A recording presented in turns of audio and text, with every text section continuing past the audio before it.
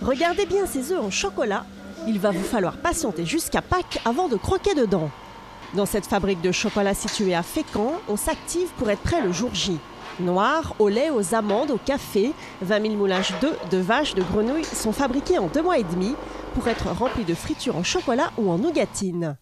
À la tête de cette chocolaterie, on découvre un homme passionné de chocolat depuis son plus jeune âge. Après un CAP de chocolatier-pâtissier, il a travaillé dans plusieurs maisons avant de créer la sienne en 1998. J'ai surtout un maître d'apprentissage qui m'a vraiment passionné par rapport à son produit, puisqu'il faisait du chocolat vraiment toute la journée.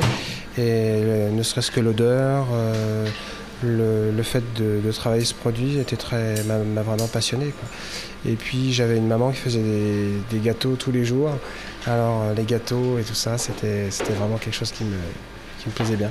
Ce jeune chef d'entreprise dirige aujourd'hui 27 personnes. Il produit 45 tonnes de chocolat par an pour un chiffre d'affaires de 1 250 000 € et il va ouvrir sa 5e boutique à Yvetot.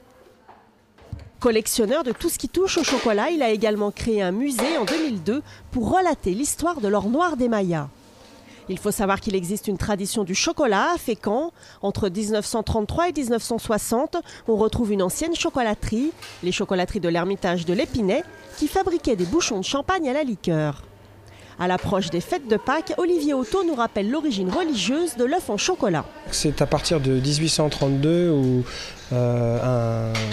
monsieur Létang, qui était un fabricant de moules, qui a fait un œuf. Alors pourquoi l'œuf? C'est parce que c'est le symbole de la fécondité et c'était le premier aliment gras qu'on donnait aux personnes après pour symboliser Pâques, pour finir le carême. Après l'œuf, il y a eu la poule et les poissons. Il faut savoir qu'aujourd'hui, le breuvage des Aztèques est devenu la douceur la plus consommée de la planète.